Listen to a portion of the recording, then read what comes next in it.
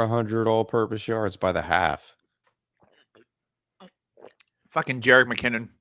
That's the one in that league I'm losing. Freaking McKinnon has like 28 points out of fucking nowhere. Yeah, that little Fuck out of here. Little side scoop pass that he did today. Oh my god, it's ridiculous. Fuck out of here with that. Forget about it. We're live, by the way. Oh shit, okay.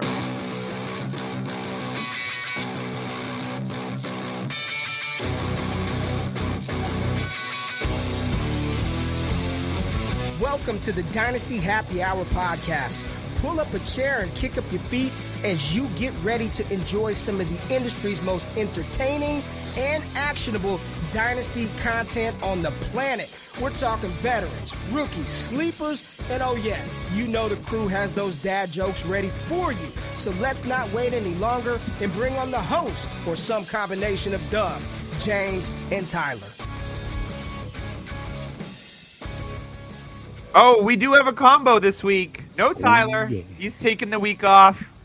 Well deserved. Redhead's got to sleep too. It's true. So it's just the two of us. We can make this pod if we try. Just the two of us. Making the You playoffs and or I die. That's right. Why is the music starting again? Oh, I don't know. Oh, Tyler. He's The trolling ghost. us from afar. I love The it. ghost of Tyler playing Hey, with now music. we're- Hey, it was a little encore the there. production value always Yeah. spot on this podcast. So I am Doug Eddie, your host, here with James Crease, Hello. the FF_chef himself, and we are here to talk about the final week of the regular season for us playoffs for fantasy to get into the playoffs starting next week. Luckily, this week there was only one league, and it's a redraft league I do with some other Boston analysts. Shout out to Pete Overzet, by the way, had his first baby a couple days ago. So shout out to Pete, congratulations. He's in that league with me, and it looks like I'm if I won one, I'm in. And James, I picked up Chris Moore this morning and started him. Oh, you lucky devil. Let's go. And imagine if he had that touchdown that he probably should have had. He would have had like 30 Yeah. points. But McCaffrey saved my bacon. I started Jared Goff. He did well. So it looks like I'm going to win and get in. I'll be a late seed. You never know what can happen. That's my mentality. I don't care if I have a 1, 2, 3, 4, 5, 6 seed. As long as I get into the playoffs, it don't matter. I've won many leagues from the 5 or 6 seed. So as I long love as I that get wild card spot. I love the grit. I mean, why not? That's part of football anyway. in. So yeah, I've won so a championship coming in the 6th seed. So have I. So just get in and get to the dance. That's where it is at. So we're going to bring to you so we got some injuries news, and we'll talk about that. That is going to impact the first week of the playoffs. One really big name that we got to keep an eye on, and then some other semi-minor pieces, not really as important, but might open up some opportunity for others. Maybe you get them in your starting lineup. Maybe you don't. And then we're going to go game by game, give you some of our observations and feedback that we saw in this beautiful week 14. But before we do that, I want to give a shout out to our lovely sponsor. It's Manscaped. You know it's Manscaped. It's always Manscaped. They are absolutely awesome product. And, I use the product, so it's very easy for me to talk about it. The skin safe technology. I've never once nicked myself up anywhere on my luscious body. I've never bled a drop because I've used Manscaped. It's awesome. It's got the LED light if you need some guidance. It's waterproof, so you can rinse it off real quick. No big deal. Clean it off, put it back. It is a wireless charger, which is awesome. So you just plug it in. Doesn't take long to charge whatsoever. And it comes with the Weed Whacker, which is a nose and ear trimmer. So if you want to keep yourself dolphin smooth from the head to the feet, you can do it because you have the Weed Whacker as well. Head to the fin. Head to the fin. And not only that, you can look good, but you can also smell good with the crop preserver, the cleanser, and the reviver. It's going to make your package the total package, much like Lex Luger, the total package. If you're a wrestling fan, shout out to you. Respect. So Lex Luger, total package. It's awesome. Use code DHH for 20% off at checkout. Manscaped, your balls, they're going to look up at you, or you look down at them. They're going to wink at you, and they're going to thank you. All right, let's move on to some injuries. It was a bad week to be a quarterback this week. Lots of quarterback injuries. I'm just going to go over them, and then we'll talk about it real quick. So Russell Wilson left the game in the early fourth quarter with a head injury. He's in concussion protocol. As we know, he may miss next week. Now, if you're relying on Russell Wilson and you made the playoffs, congrats, first of all. But he actually looked pretty good this week. He had his first 3-touchdown game of the season, which is crazy. So we want to keep an eye on that situation. Mike White got injured multiple times. He was taken to the hospital after the game to be evaluated for an internal injury. Kenny Pickett is also in concussion protocol. Tyler Huntley is also in concussion protocol. So these are QBs that in a week where we had a lot of buys, I know I started Tyler Huntley in a league. I started Mike White in a league. I started Russell Wilson in a league. Now in Superflex, hopefully next week with all the teams back, it won't be as big of a deal. Out of these ones, James, is there anybody's backup or anything, or you're just kind of avoiding this? I mean, this will impact the pass catchers on these teams too, right? Yeah, I mean, I might go out and say that, Zach Wilson might be someone, but no, I'm not going down that Was path. he even active today? Because they put Flacco in. I don't think so. I think Flacco stepped in for him in the rain. It was a gruesome game. Huntley, I don't know about that either. No, I would say no. I don't think I would even want to go out and get Mitchell Trubisky after his 3 interception showing today. Yeah, and he did give the juice. He did give the offense a little bit of juice, but the picks were obviously concerning. Oh yeah. So yeah, so it's throwing ducks up there in the middle of the field. Yeah, it wasn't too great. And then Brett Rippon stepped in for Russell Wilson. I think he did have a touchdown pass. Yes, he did in that game. Man, so yeah, I think Russell's still picking the grass out of his helmet. It was like just chunk there, man. Yeah, Russell. He was having a pretty good game. He looked a little bit like the Russell of old, a wee bit. And we'll talk about the teammate of his that popped off today for the first time this year, and it maybe showed some promise for those owners that have been frustrated for a long time with him. The big injury, fantasy-wise, is going to be Deebo Samuel. He left the game in the first half on a cart, twisted ankle. Originally, some people said it might be a knee injury. When I saw it, I mean, me being the spectacular fantasy doctor that I am, did I just see? Hold on, I thought I just saw an animal move across there. An animal? An animal. Was it a cheetah? I don't know. I'm hoping so. Oh no, it's not an animal. Is your foot? Okay. My wife. I thought it was Tyreek Hill running across the TV. Go upstairs. It was Lincoln. I was like, what did I just see out of my corner of my eye? So Deebo Samuel, I saw it and I was like, oh, it looks like a high ankle sprain to me. And it looks like that's what it might be, but he is going to get an MRI on Monday. We saw Brock Purdy today, and we won't go game by game, but I mean, obviously Deebo not being in that offense, they still scored points without him. Plenty of weapons on that team. I mean, CMC, you mentioned pre-show, he just popped off. He's going to continue to pop off. Even George Mason got into it a little bit later on in the game. Mason, like the university, or Jordan Mason, the running back? Jordan Mason. Is that his name? This is Jordan Mason, yeah. I'm just well, Jordan, close. Mr. Mason, the running back, he even got in there. Don't be confused with Trey Mason from back in the day. I really think that this offense is built to spread the ball around regardless. So losing one piece like Deebo, yeah, it's going to hurt fantasy rosters, but it looks to be that as long as he didn't really, I guess, what do you do to your ankle? Twist it?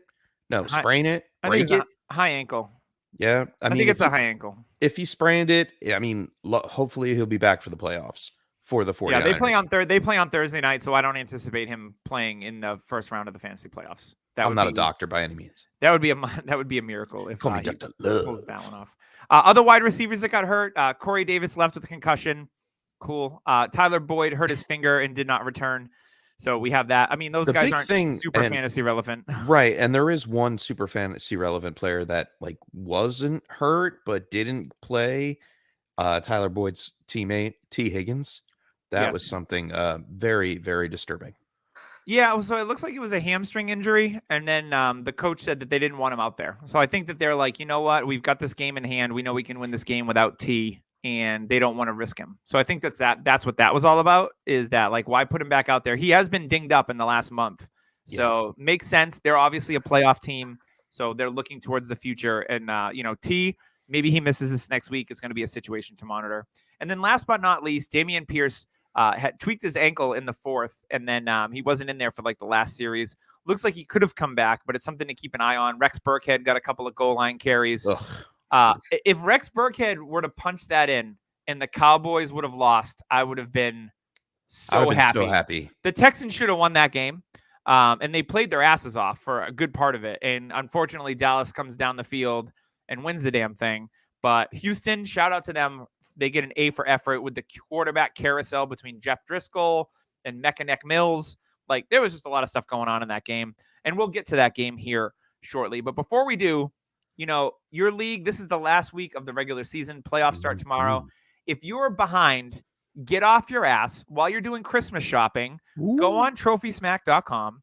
Go get your championship belt or trophy from trophysmack.com. And when you do, use code DHHRing, get a free $60 championship ring. You can keep it, maybe give it to the high scorer of the league, whatever you want to do with it. You'll get it for free when you order a trophy or a belt. And also, if you have someone that's in the basement of your league, you can get something for them for being a loser, whether it's a toilet seat, a trophy. You can do all the things. And not only for football, hockey, basketball, baseball when that starts up again, unfortunately, and it's a slog of a summer, or soccer if you're doing like a World Cup league. I don't know. Use code DHHRing. Get that free ring at checkout today. Now's the time to do that too. Like, don't wait. The playoffs are starting next week. Don't be that commissioner that waits until January to order a trophy. Or that former winner that waits like 6 months to ship the belt back to where it needs to go. Shout out to Al. Those kind of people. I did it. I didn't want to ship it back to Minnesota. That was a pain in the ass. Anywho, maybe I'll get it back this year. Probably not. We'll see what happens. All right, let's go. Let's start with our games. And I want to start with Thursday. So we saw maybe the future of the LA Rams at quarterback, Baker Mayfield, step in. I've got a theory that Matt Stafford, I think his injuries are not great. And I wouldn't be surprised if Matt Stafford, he won a Super Bowl. He's made $1 bajillion in the NFL. Still a young guy. He's in his mid-30s. If he were to walk away from the game, wouldn't be surprised. Stafford? Yes. So the Rams were the only team that put in a waiver for Baker. Baker comes in. John Wolford gets the start. Oh, cool. That killed me. Does a series, and then Baker takes over. Looks pretty good considering I don't know how many times we heard it on the broadcast that he was only there for 2 days, maybe 40 to 60 times. More than he threw it. They were amazed that, like, I can't believe it, blah, blah, blah. I was like, dude, just shut up. We get it. I mean, the guy is a professional football player. He was drafted. It's not like he's never seen plays in his before. At the top of the NFL draft. He was a Heisman winner. Like, these things go hand in hand, and he knows football. He's just been in very, very unfortunate situations with the Browns, coach after coach after coach. Then he moves to Carolina, coach after coach in the same year. Like, so there should be a little bit of wiggle room. I don't know how much of an excuse I want to give Baker because he has let me down. But after seeing him on Thursday night, I am happy and hopeful that there is a resurgence in his dynasty career. Yeah, I mean, maybe Stafford retires. Maybe Baker's the guy. He signs like a cheap 1 or 2 year deal to like prove himself. We know McVay's a good offensive mind of a coach. And they rallied around him. You saw that at the end of the game, they gave Baker the game ball. Everyone was jacked and pumped. Like, that's good to see. Maybe there's a future there. But if not, maybe he's auditioning for his next team. We don't know. At least it gave Baker Mayfield some dynasty value, which he was severely lacking after getting cut from the Panthers. So it gives us hope. I have Baker on a couple of teams. And of course, I wasn't starting him. But it's like, you know what? Like, maybe he becomes a starter. I don't know. But at least there's some hope there for Baker. You know, not much to really talk about from the Rams offensively. Van Jefferson scores the late game-winning touchdown. Ben Skoranek, yeah. No, Cooper Kupp Jr. No, not really. Skoranek, you know, has a ton of catches, like 80 yards receiving. Tyler Higbee doesn't do much. Cam Akers and Kyron Williams. I mean, that run game's not great. The offensive line is still not good. I'm probably still not starting. Back weeks with Akers getting into the end zone, though, right? Yeah, I mean, it's touchdown reliant. You can't predict them. You should have better options on your rosters than starting Cam Akers, unless you've been devastated by injuries. Now, this week you might have had to start him because of buys, but outside of that, like, you should have some better options, I would hope. But desperation, sure. You know, he's going to get carries. Even after he fumbled, McVay was not very happy with him. And then he did get the goal line carry, which was good to see at least. And then the other side of the ball, the Raiders, man, like Derek Carr let us down. Terrible game from Derek Carr. He parked the car. The Rams played like they wanted to win the game. Like, they played hard. The defense was good. You know, Carr struggled. Josh Jacobs has a nice game. He did hurt his pinky, by the way, but they kind of buddy taped it. I don't think he's going to miss any time. And he still looks great. Josh Jacobs having a career year and still doing awesome things, over 100 yards from scrimmage again. Devontae Adams has a quiet game. He did have a big completion against Ramsey, but other than that, he didn't do much. I wish he'd done more because we've seen him beat Jalen Ramsey. For sure. Foster Moreau, if you started him, like I did, a big bagel for you. Darren Waller should be back next week. Okay. Yeah. Like Sure. turf toe. Go check out his turf toe rap that he just put out. Oh, yeah, that's right. The turf toe rap. Dude, put a shirt on, bro. Jesus. Anyway. So yeah, not much really to report for the raid. Mac Hollins still involved. Cool. This game was what, 17-16? It was 17-16 LA. It was not a lot going on. So I would just like to move on from it unless you have anything else to add. No, I think we covered everything important. Yeah, that's pretty much it. Alrighty. Let us start with today's games. Let's start with the Jets and the Bills. All right. We're going to go there. I thought this game was a 0-0 at the half. Like, it was the only game that didn't have any points. The Bills end up winning 20-12 to move to 10-3. The Jets, obviously, Mike White was hurt a lot. He threw the ball 44 times, didn't have any touchdowns. Garrett Wilson looks good. Again, shout out to Tyler. Wilson was his wide receiver one in this class, and he's looking like he's the that wide dude. receiver one in the class. He's looking like he is that dude. But Zonovan Knight. So Michael Carter was back. Bam. Played a limited role. James Robinson, healthy scratched. RIP to James Robinson. Zonovan Knight, 17 for 71 on the ground. He scored a touchdown. This is 3 weeks in a row he's been fantasy relevant. I think for the rest of the season, you can probably trust Zonovan Knight as a flex play. The Jets, I think, have a pretty favorable schedule coming up against the run, too. So I liked what I saw from him. On the Bills, it was quiet for everyone. James Cook didn't do anything. Devin Singletary didn't do anything. Gabriel Davis didn't do anything. Stephon Diggs didn't do anything. Dawson Knox got some volume and a touchdown. Cool. A disappointing day for the Bills, but I think it says more about the Jets defense. What do you think, James? I agree. And then just to run it back with the Zonovan Knight, bam, Knight. Oh!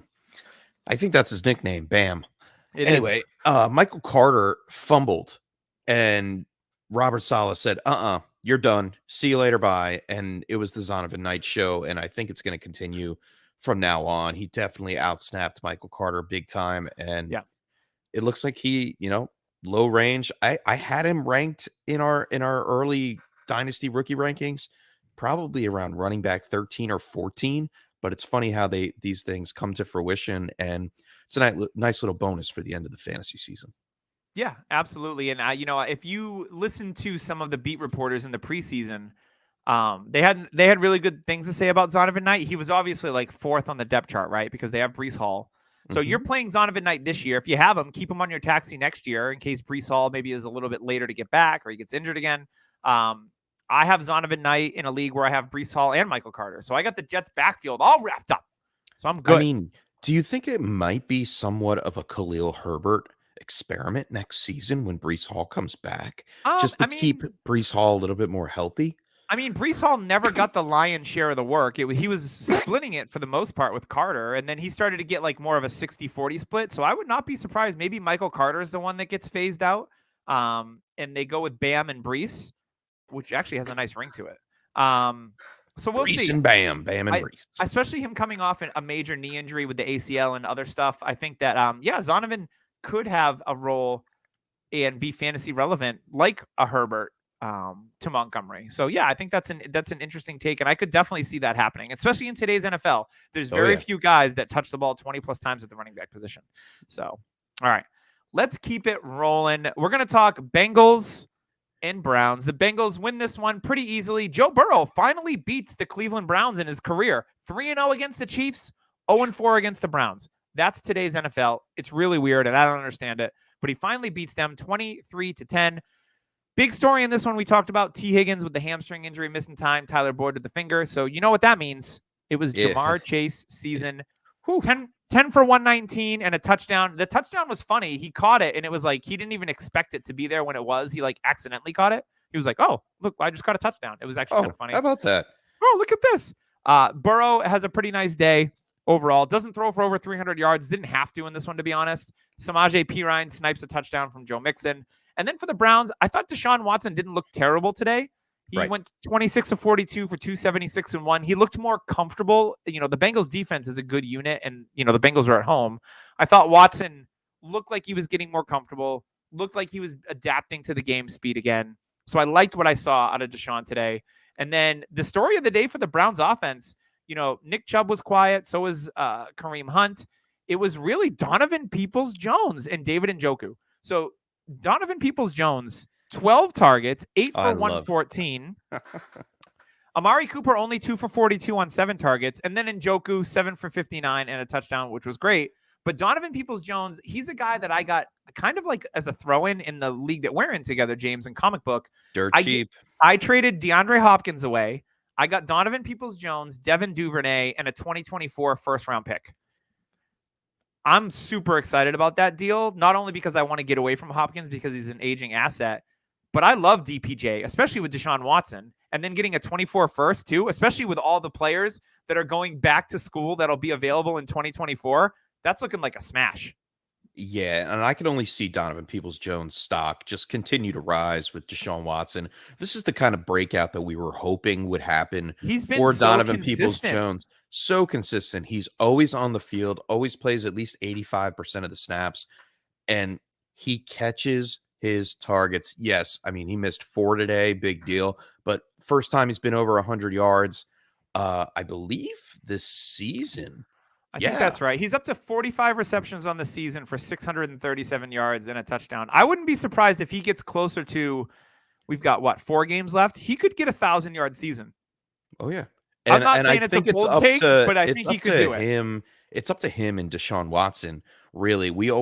I always pegged him as that Will Fuller type receiver for Deshaun Watson, the guy that's going to go out, speedster, and break open the deep part of the field. Amari Cooper is the more contested catches, contested catch route runner, specialist, precision. route runner, corner of the end zone kind of guy. Yep. And Donovan Peoples-Jones really filling in his role nicely in his second year, so I'm happy about that. And the Bengals passing game with no Higgins and no Boyd, it was all Jamar Chase. He had 15 targets. The next highest targeted player was Samaje Perine with 5 and Trent Taylor with 4. And then we saw crikey Trenton Irwin catch a long touchdown, and he had 58 yards. Not interested in Trenton Irwin, by the way. I just thought it was funny. So I think seeing David Njoku come back and be healthy. The tight end position, let's be honest, sucks. So Njoku comes back, has a tight end one day. Love to see it. I love Njoku. I love to see that he got targeted a ton from Watson. Not the highest tight end day, though. No, I can't wait to get to that matchup. We'll get there. Don't you worry, my friends. All right, let's move on to the Texans and the Cowboys. We talked a little bit about this game earlier. The Texans were leading all the way until the end of the fourth quarter. Oy vey. The Cowboys come back and win. So annoying. It was Davis, Mills, and Driscoll. Mills threw 21 passes. Driscoll threw 6. Dameon Pierce scored a touchdown, 78 yards on the ground. Early touchdown. Like it was a turnover, and he just punched it in. Yeah. And from a passing game, so there was no Nico Collins in this one, no Brandon Cooks. They threw the ball 24 times. Chris Moore garnered 11 of those targets, caught 10 of them for 124 yards out of nowhere. And then Amari Rodgers even caught a touchdown. Remember him? Wow. Remember him? Remember him? He got picked up off of waivers, right? Didn't Green Bay waive him? Green Bay let him go. They're like, seems like they could use a receiver or two. I know. In Green Bay. They're like, too many A. Rodgers on the team. We got to get rid of Amari. So he catches a touchdown. Cool. Philip Dorsett gets a few targets.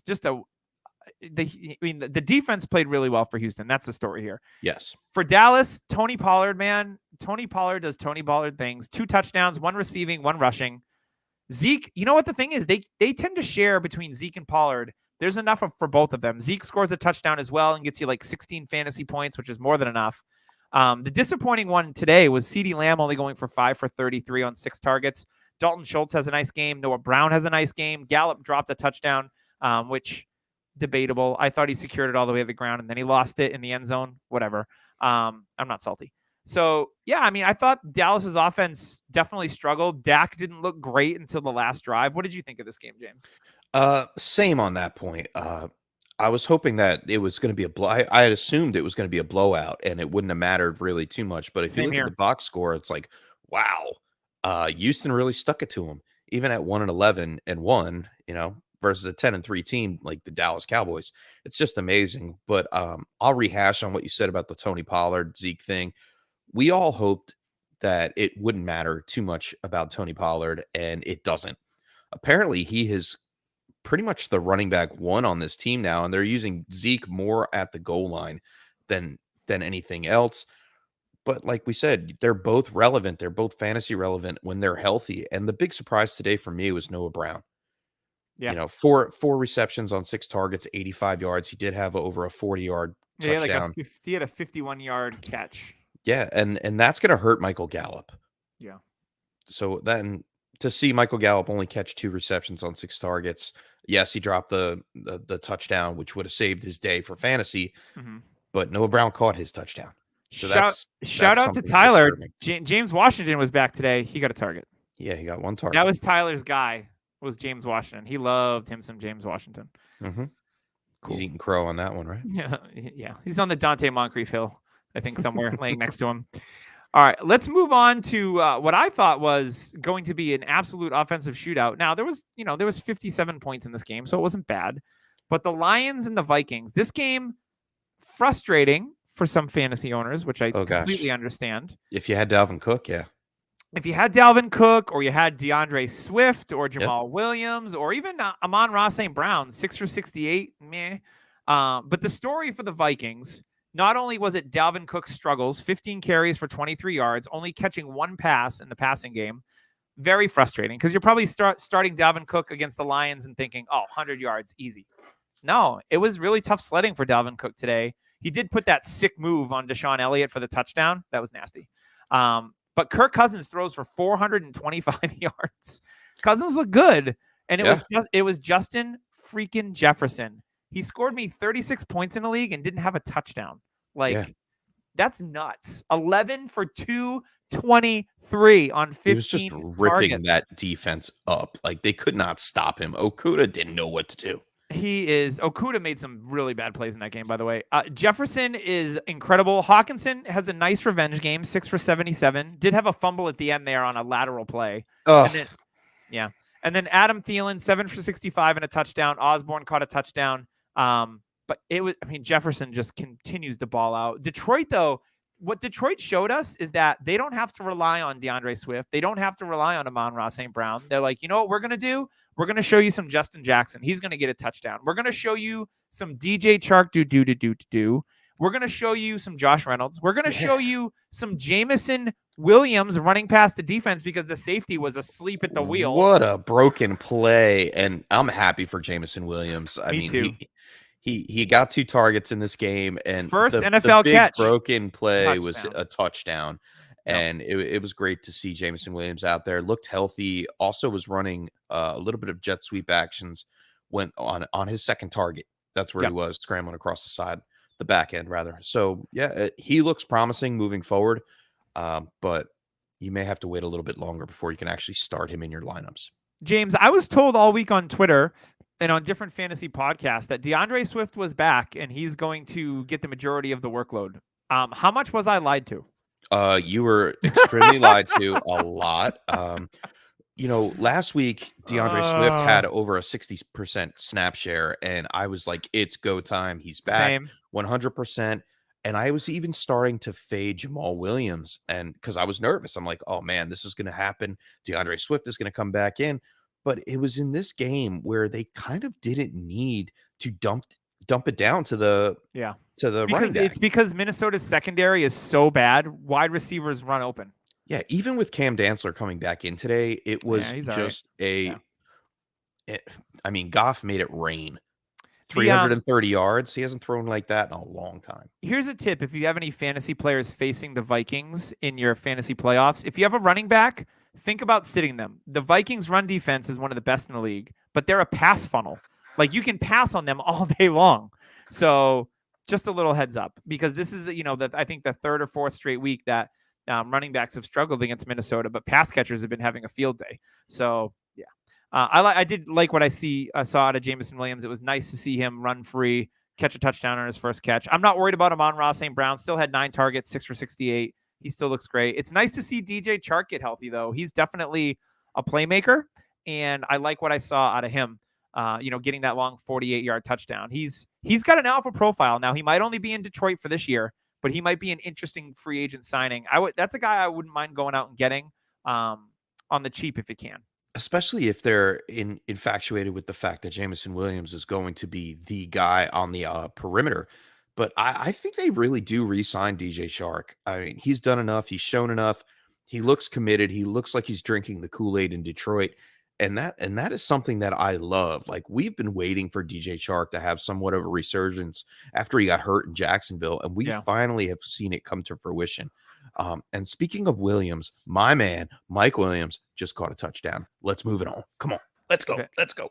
Very nice. I like. All right. Oh, man. I don't want to go to the next game. Let's get into Jacksonville against Tennessee. Jacksonville wins this one pretty damn convincingly, 36-22. The Titans, they closed that gap at the end, but it wasn't even that close, let's be honest. I'm going to say Jacksonville blew out the Tennessee Titans, and I think that's accurate. Trevor Lawrence coming off the injury from last week, it was like, he's going to play. He's good to go. Trevor Lawrence flipping balled out again today. He is here. He is him. He is showing up. He's making the second-year leap, undoubtedly. 30 of 42, 368, 3 touchdowns. Travis Etienne, I knew this was not going to be a great game for Etienne. The Titans are much like the Minnesota Vikings, play really good run defense, but their pass defense is sus, as the kids would say. Oh, yeah. So the story, though, other than Trevor Lawrence, James, can you tell me what the story is here for the Jags? And I'm not talking about Zay Jones, who had a nice game. Oh, no. I mean, that is part of the story. The part of the story is that Zay Jones did outscore fantasy-wise Christian Kirk, who everybody thinks Christian Kirk is the one.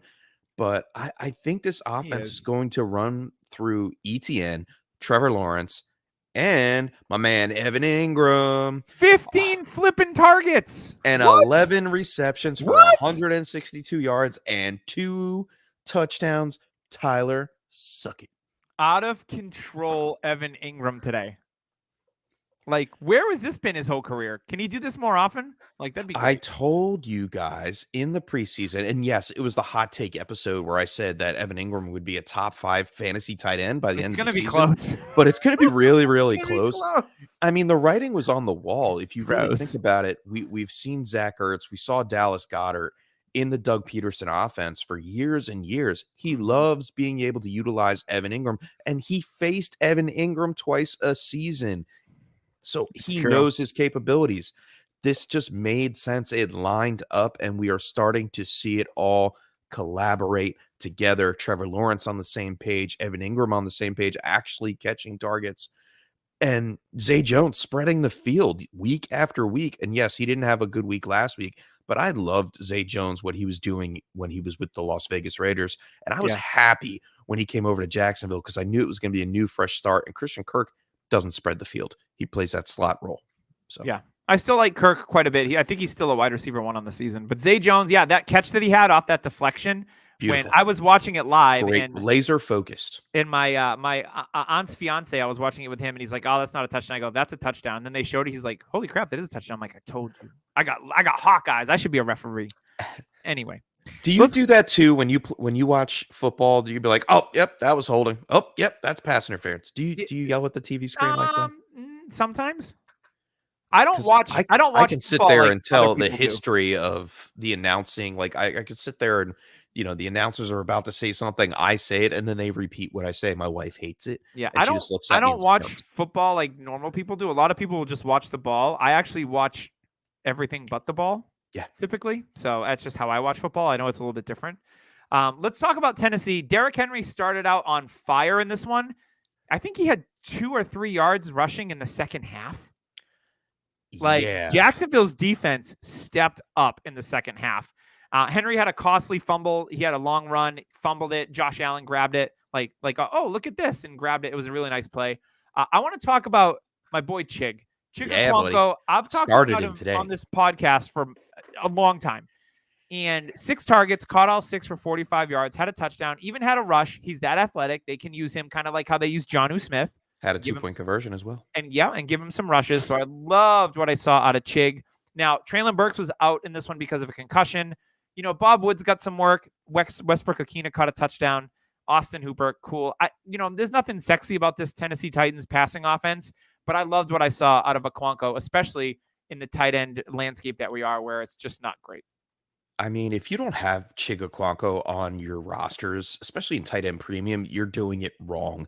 We talked about him until we were blue in the face all season, and now it has finally come up, and he's having this breakouts. Even with Austin Hooper getting 5 targets and receiving and catching all 5 for 68 yards, we saw Chigaquanko just steady as he goes.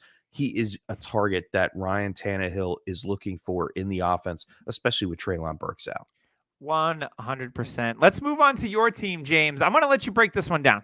Oh, man, you could just break my neck because that's what happened with Saquon Barkley. He came into the game with a neck injury, and I was afraid to start him, but I did because it's Saquon Barkley. And, 9 carries, 28 yards, only 2 receptions for 20. He is not the spotlight of the game. It was just the game was over by halftime. Like, the Eagles are just amazing. I will reflect on Isaiah Hodgins. I brought him up last week on the pod. Once again, 4 for 38 and a touchdown, 2-point conversion on 6 targets. He's being looked for in the offense by Daniel Jones, and I think it continues for the rest of the season, especially with Wandale. They got no one else too, so is out. Yeah, we saw Richie James come back to life today, but I'm staying away from that one. He's going to be hot and cold. On the other side of the ball, I never thought Devontae Smith would outscore A.J. Brown fantasy-wise. It was close. It was close. 1 touchdown, 5 receptions on 8 targets for 64 yards. A.J. Brown, 4 for 70 and a tutty. They just get it done. The Eagles get it done. But I think the big news, obviously, and I probably should have led off with this, was Miles Sanders. And we talked about this a little bit on pre-show. Miles Sanders is just doing his thing. With this RPO system that I can't even remember the name. Nick Sirianni. Sirianni. Yeah. Sirianni. Nick Sirianni. Isn't he family? He's an Italian from Indianapolis. Hey. No. Nick Sirianni is just running this awesome package with Jalen Hurts at the helm. And it just seems like no one has an answer for them except for Washington that 1 week. And 17 carries, 144 yards, 2 touchdowns. Also had 1 reception on 3 targets, 11 yards there. They're just going to continue to steamroll teams, and I'm here for it. The only thing that makes me nervous is they start taking Jalen Hurts out of the game, and I wonder, with the record that they have, I believe they just clinched the division today. It's pretty much sealed up. Yeah. How much are we going to see Jalen Hurts in the fantasy playoffs this year get pulled in the second half? That's what makes me nervous because a lot of teams are in the playoffs because of Jalen Hurts and Miles Sanders for that point. Yeah, I mean, that typically doesn't have a tendency of happening that normally. So something to keep an eye on, obviously. I mean, they pulled him in the second half today. Well, they won 48-22. Like, yeah, it was already. I mean, it was pretty bad at that point. It was like, Tyrod Taylor led the Giants in rushing, and he came in late in the game. Let's be honest. Like, he went 5 of 5 for 47 and a touchdown. That's all I'm saying. Yeah, and he no also QB controversy there. We'll see. Can you believe that Tyreek Hill just had a fumble recovery for a touchdown? I need him to not score points. Jesus. He had a fumble recovery for a touchdown? That's what it says. I'm winning by 3 points now in a matchup I really need to win. I am screwed. How does he do that? He picked it up off the ground and just I ran guess. with it? I don't know. Man, they should just do that all the time. Like, throw it to the guy ahead of him and just drop it on the ground and just have him pick it up and run with it. I don't want to talk about it. All right. Let's move on to this slog of a game. Baltimore wins 16-14 over the Steelers. Baltimore moves to 9-4, but their offense is just so bad. But their defense is good. Pittsburgh continues to struggle. They've been running the ball better up until this week. Yikes. It was not good. 3.3 yards a carry. Najee Harris did get a touchdown. We talked about Pickett getting hurt. He only threw 1 pass in this one before getting hurt. Yeah, he was out pretty fast. Yeah. Deontay Johnson, 6 for 82, had a couple of end zone looks, didn't convert. George Pickens caught a long one for 42 yards. And then my boy Pat, he got in the end zone finally for the second time this season. Freiermuth scores a touchdown, so you'll love to see that. But this Pittsburgh offense, the way that they're playing, it's going to be a bit of a struggle for everyone involved, I think. Trubisky did give them a little bit of juice, I thought, in the passing game once he came in. And then for Baltimore, Huntley gets knocked out. Really, the story was they ran the ball 42 times, only threw it 17. And they activated J.K. Dobbins yesterday. He comes in today, 15 carries, 120 yards, and a touchdown. He had a long 44-yard run. You could definitely tell that he's J.K. Dobbins coming off of a knee injury. Finally. Because like he should have outrun the guy, but I'm like, all right, I'll give him a pass because I know he's not 100%. Gus Edwards, 13 for 66. He was relevant as well. But pass catchers, man, Mark Andrews, 2 for 17. Ugh. Your tight end 2 on the season. It's been rough.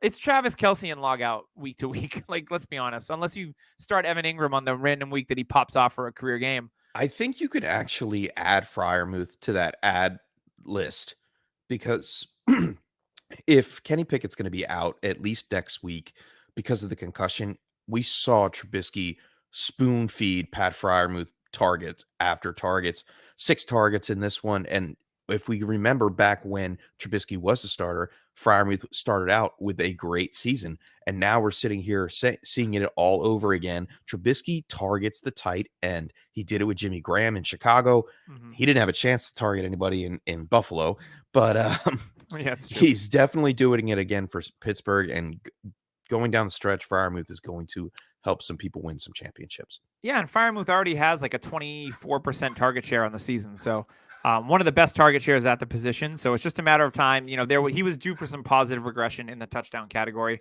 As far as the Ravens go, from here on out, I mean, you start Andrews and hope he does Andrews things. And now it looks like you're going to start J.K. Dobbins every week because they gave him the majority of the carries and he looked pretty good and he produced. So yeah, I mean, going up against Cleveland next week, Atlanta, and then Pittsburgh again. Woo! That could be a league winner, J.K. Dobbins. It could turn things around. I'm really excited to have him in one of my dynasty leagues that I may have just clinched the bye. We'll see. Nice, that Mike Williams touchdown might have just helped me out very, very much. And I have J.K. Dobbins there. I can't wait to start it. I have Dobbins in a couple of leagues that I've been doing well in. So yeah, it'll be interesting to see how that works out there. All right, let's move on to the Chiefs against the Broncos. This game, 34-28, looks a lot closer than it actually was. And I give credit to Denver.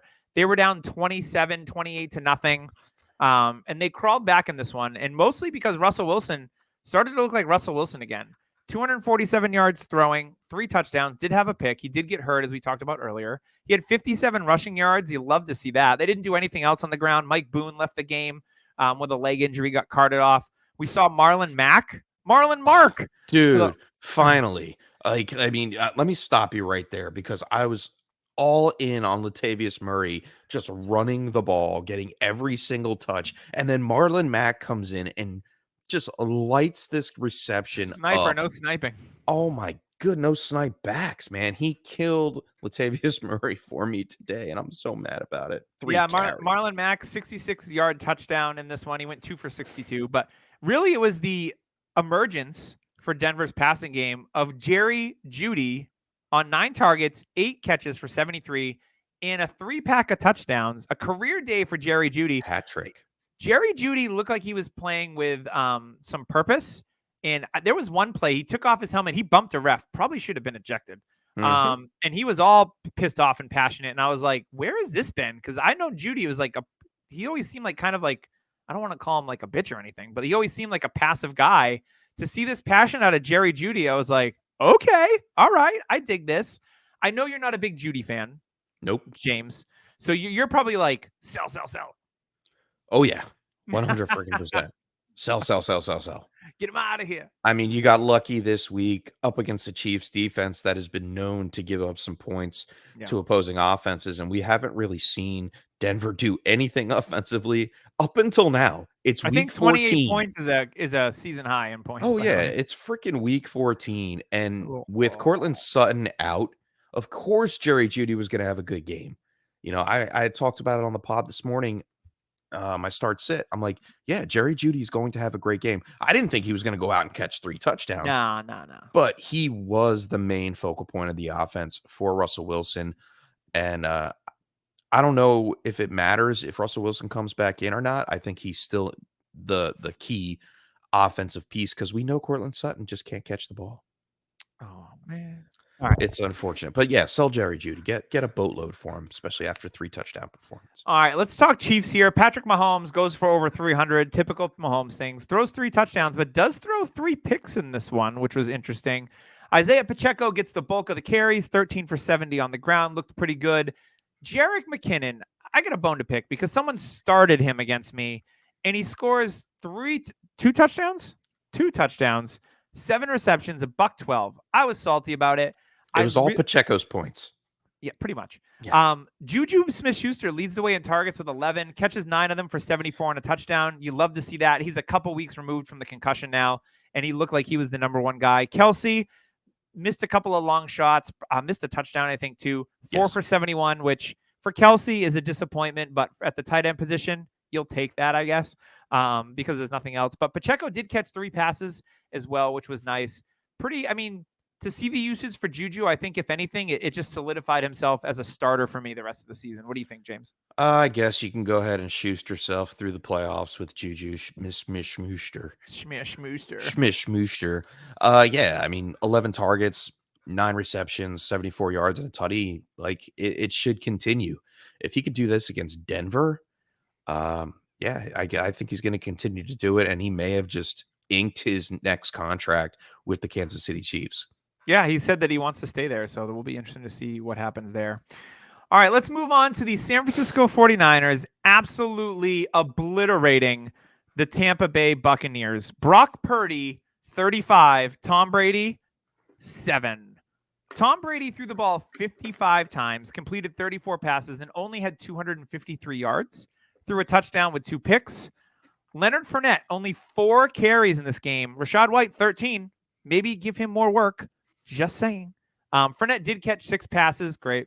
Where Rachaad White caught 5. There is a shifting of the tide here in this backfield. And to me, going forward, it should be Rachaad White. It should not be Leonard Fournette. And I think that Leonard Fournette, I know he signed a multiple-year deal. Would not be surprised next year if it's Rachaad White's backfield.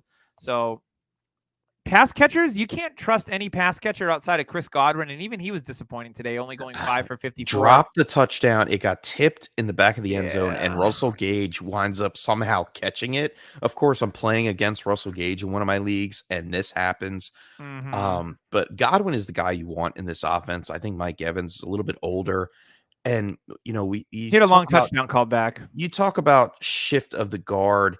I think it's a whole team rebuild. And we just haven't started seeing it yet. Yeah. I mean, this is the remnants of their Super Bowl run. And yes, they added new young pieces like Rachaad White. They went out and they got Cade Otton. But it's not looking good. And I believe Tom Brady was asked after the game, what are you looking forward to doing after the season's over? And he said all options are on the table. He doesn't have a contract for next year. I think he is done. I think he'll go somewhere else and play because he's a psycho. No, I think he just needs to sit in a booth, man, and call a game. I mean, it's perfectly fine. I don't want to hear him call a game. It'll be like watching a nun have sex for the first time. Like, I'm good. Like, I'm just fine. Like, they do that? I mean, no, that's why it would be weird to watch. Oh, okay. All right. I'm with you now. I'm with you. Yeah. No nonsense. Yeah, very nice. The San Francisco 49ers, Brock Purdy, his first career start. Yeah. Looked really good. QBR of 92. His rating was 134. 185 yards, 2 touchdowns. Also scored 1 on the ground. But the story for the Niners, obviously the Deebo Samuel injury, but it was Christian McCaffrey.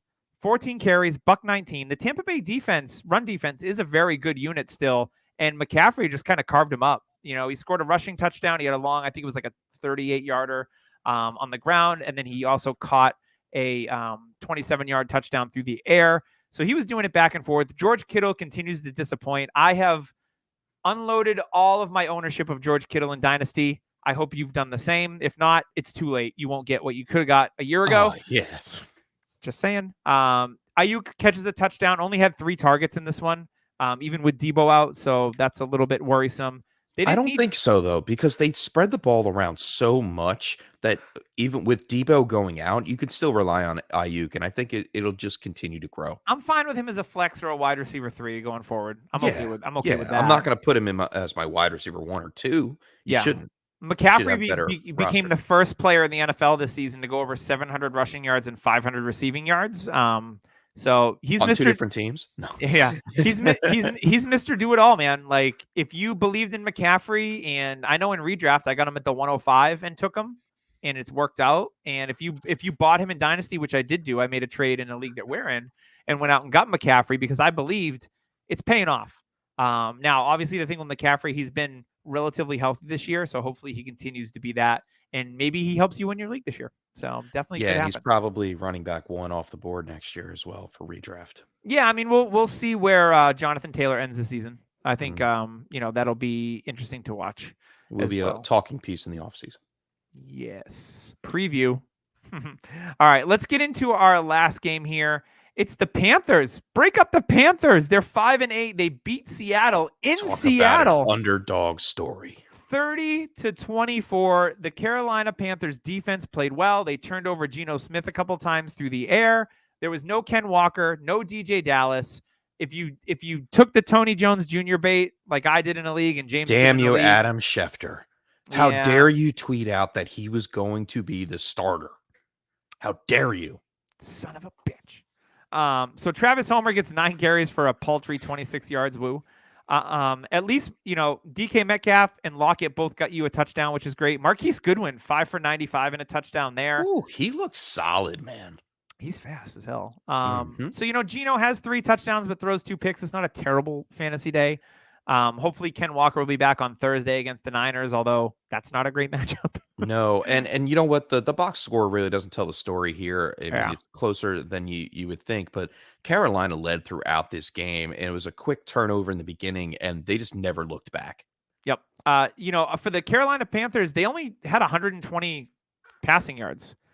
They ran the ball 46 times. They were like the Ravens today. They ran the ball 46 times. Chuba Hubbard, 14 for 74 and a touchdown. Donta Foreman, 21 for 74. Raheem Blackshear scores a touchdown, and he gets on the board as well. DJ Moore held without a catch. That's big news here. Laviska Shenault leads the team in targets, receptions, and yards with Shi 4 Smith receptions. caught his first touchdown. Yeah, with 4 receptions and 31 yards. It was just the passing game was ugly. Terrace Marshall has a beautiful catch in between the legs. What was it? Who had that? Martavis Bryant had the in between the legs, pin it to his leg catch back in the day. Reminded me of that a little bit.